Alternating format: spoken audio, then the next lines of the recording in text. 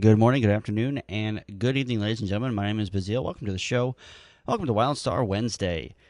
So, before I open up the show, I want to kind of somber moment here. Robin Williams passed away yesterday, and he was a big part of my life. And I just want to kind of say thank you so much for the hours and hours of laughs and entertainment that you gave me and my family, and just may you rest in peace, buddy. And thank you so much for everything that you've done throughout your life. And yeah, that's all. Let's move on to the show. WildStar Wednesday, again, a show that is about WildStar, of course. And this week I wanted to talk about, has the dev speaks that have been out over the last couple of years hurt the game's reputation and what the community has come to expect from the developers? Of course, you know, their tagline is "the devs are listening." And I wanted to go over that and kind of explain and expand upon my thoughts about just what it entailed and how it affected the actual overall community presence and their thought processes. So, without further ado, let's get on with the show. The devs are listening. Very, very good catchphrase for a development company to have, because it gives the impression that the devs are always listening and that they are encouraging the community to give feedback, and that they will take that feedback and, bam, put it into the game. Now, I am under the personal belief that the devs are listening, and I understand that a lot of the community members right now is and are very upset. That's not proper English, but whatever. The main reason I think that they are listening is because things are getting done. The production time and production overall quality has been pretty good. There has been a lot of bugs and a lot of issues, but that's very normal for any AAA MMO to come out. World of Warcraft did that, Rift, Star Wars: The Old Republic Online, ESO, dare I say it, and a bunch of other just really, really good titles have had a ton of issues. I mean, even ESO is starting to get back on its feet and starting to look really, really cool. I honestly still really hope it goes free to play, because I'd love a chance to play a perfected version of that game. But I digress. The dev speaks are phenomenal, and if you haven't seen any, I'll link a couple in the description below. They're just fantastic. They are good at humor, they grab your attention, and they really explain the game well. And some of them are out of date because the systems have been changed a little bit, but the main point of those is to say, look at our game, this is what we're doing, this is how it's different. You should come check it out. Oh, by the way, the developers of this game are listening to your feedback. And that's the very last thing at the end of the video. So I think that the overall premise of the videos is a good one, and it's a very positive message, and it really encourages myself, the community, and pretty much everyone to always constantly give feedback. Even if it's just a horrible kind of version of flaming and trolling, and they're still expecting the devs to listen to them because, hey, the devs are listening. Now, this can also paint a very, very bad picture onto the point of the developer side, because if a player suggests something and they say, you know what, that's not really that good of an idea, we're actually thinking of going in a different direction, then that player doesn't feel like that video or the devs are listening to them. And so they feel lied to, they feel cheated, and they feel personally offended because the devs didn't listen to them, even though the devs are listening, quote unquote. And I think that overall the message has been misconstrued, miscombobulated, and misinterpreted, because a lot of the community is really angry right now, especially the PvP side. I think the PvE side is very strong. Obviously, they do have some work to do with the attunement issues, because leveling another tune, it takes forever, because you get one tune level 50, you get the key, and you have to do that all over again, and that's a terrifying concept to a casual player, or any player for that matter. I mean, even a hardcore player, that's a lot of work. You got to get reputation all over again. That's a pain in the ass. Honestly, I think if the reputation was out of that attunement process, it would probably be okay. But getting max rep is just I hate rep grinding. Personal beef, hate the crap out of it. But there's been a lot of community feedback for that too, and it's something that can easily be fixed. Is if you get one character attuned for genetic archives, every single character you level to 50 from that point on will be attuned to genetic archives. Now the 40-man, you have to still go through that process. I think that's fair. So I believe that in terms of the PvE side is very strong. Just kind of wanted to give an example there. And the PvP side is, let's be honest, really bad. It's in a very bad state.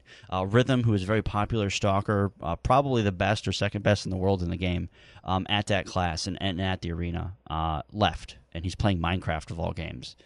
A extremely skilled player left WildStar, which is a highly competitive and skill-based game, for Minecraft. That's not good.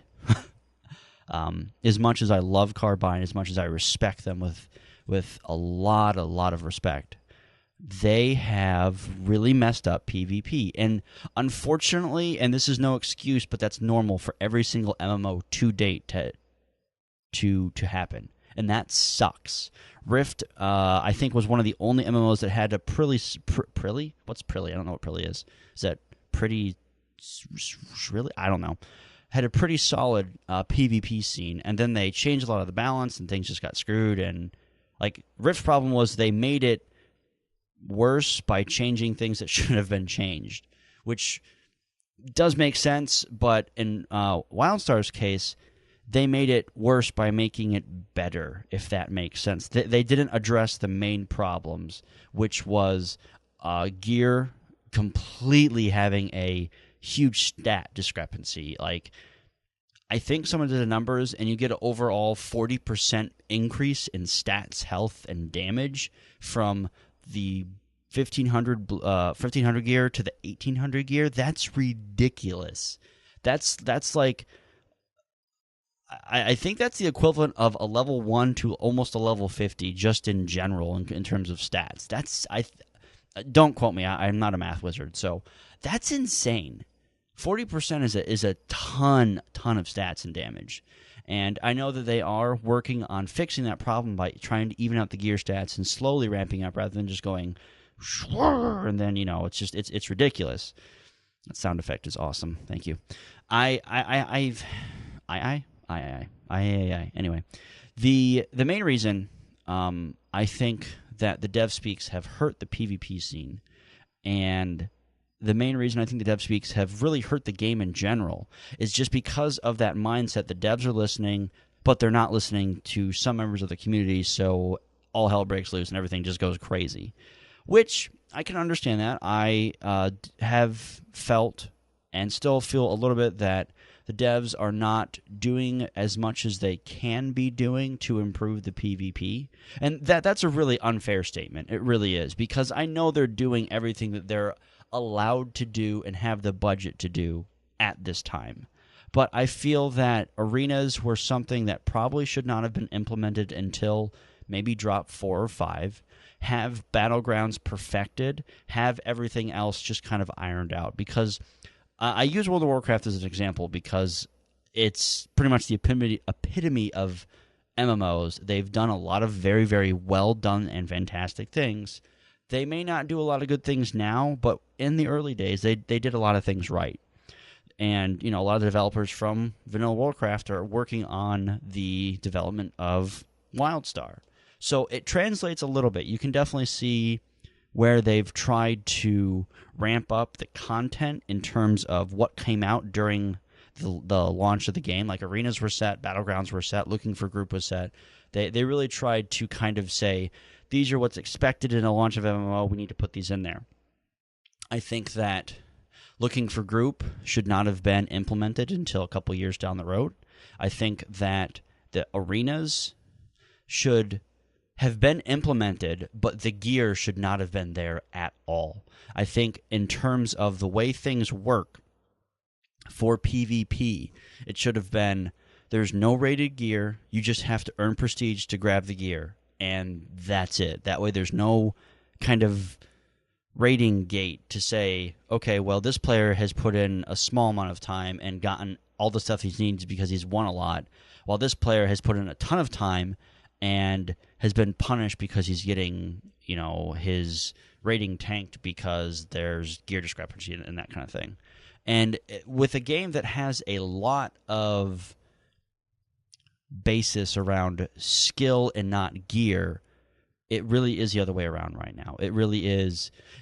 If two equally skilled teams go up against each other, one has 1,800 rated gear and the other one doesn't, the 1,800 team is going to win almost 90% of the time, and that's horrible.